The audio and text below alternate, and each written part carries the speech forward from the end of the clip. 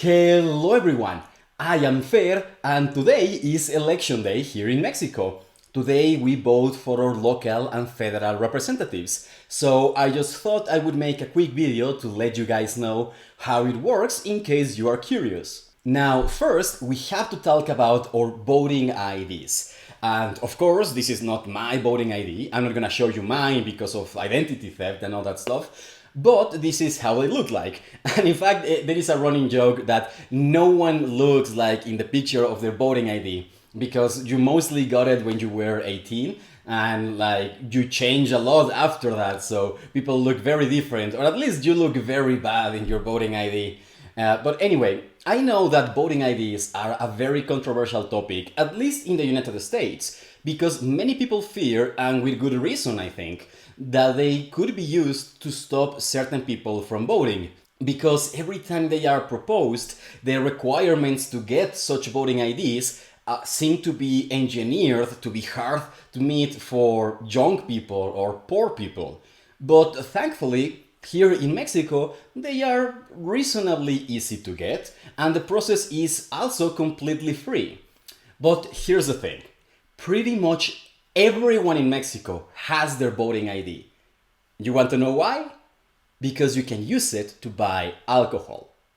Okay, so there are a lot of things that are reserved for adults, right? Like buying alcohol, buying cigarettes, going to certain nightclubs, and voting.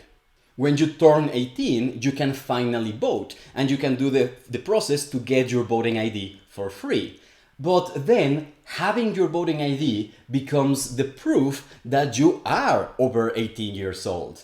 And that means that when you go to buy alcohol, for example, they mostly ask to see your voting ID. If you want to go into certain places that only adults can go into, they ask for your voting ID. And these are things that pretty much every young person wants to do. So as soon as they turn 18, they get it. Many people even get it on their birthday, like as soon as humanly possible. And honestly, I think it's a good system because it ensures that young people are always registered to vote. And if they lose their voting ID, they are going to make the process to make a new one because you want to be able to buy alcohol. Now, granted, people don't use this voting ID most of the time for what it was made for, but when voting season finally comes around, everyone's ready. So it works.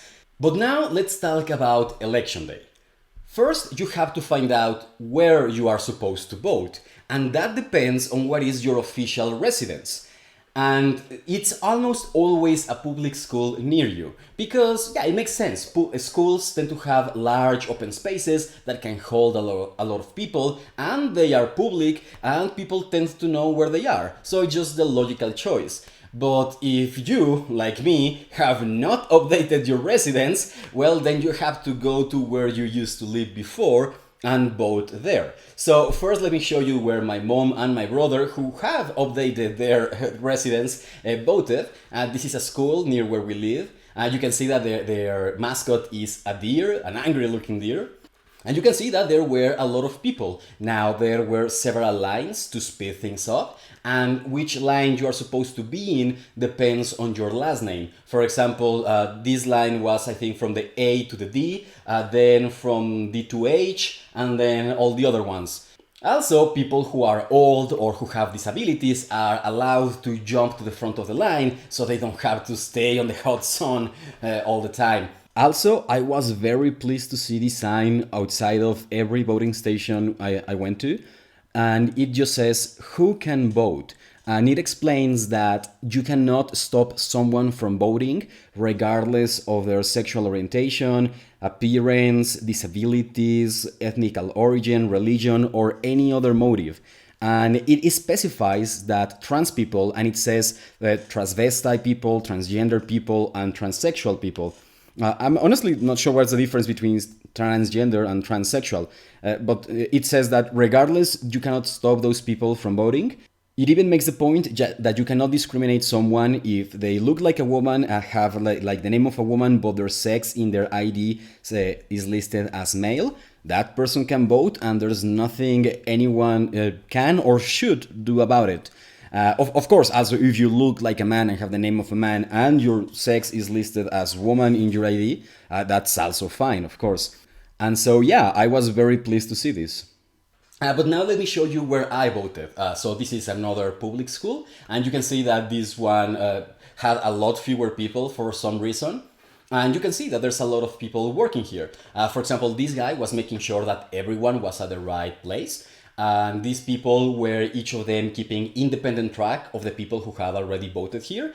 And this is all to avoid election fraud, of course. Now, I was allowed to take pictures and video of everything, just not beyond this point, because that's where you are actually given the papers to vote, and so they don't want people like taking pictures of it, because there will be people who say like, hey, I'm gonna give you money if you vote for certain candidate, and then people would take pictures of their votes and use that as proof to get that money. But anyway, and so you go into this place, you show these people your voting ID, they make sure, well, that you are the person in the voting ID, that you are supposed to vote at that voting station.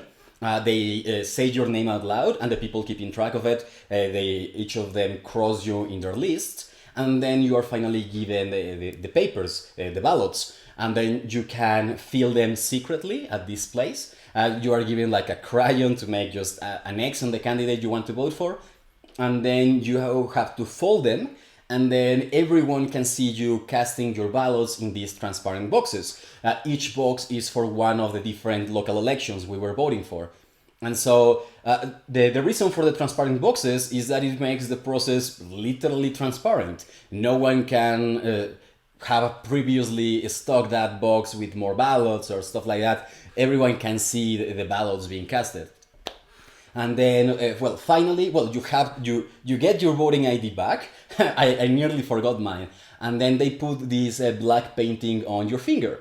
And the reason for this is that this is a painting that is really hard to take off, no matter how much you wash your hands. The only way it goes away is like with time, in a day or so. And so this ensures that you have not already voted somewhere else. But the thing is that this has become like a symbol of democracy.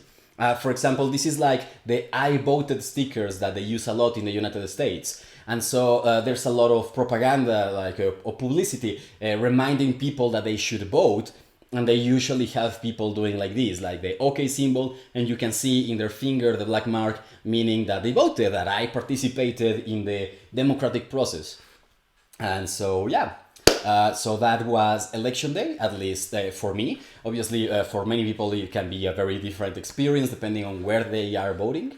But if you are interested to know more about how some things work in Mexico, just please let me know. Maybe I'll make more videos about that. And just in case you might be interested in this video where I explain how to make a normal, non-fancy quesadilla. And so, yeah, anyway, thanks for watching.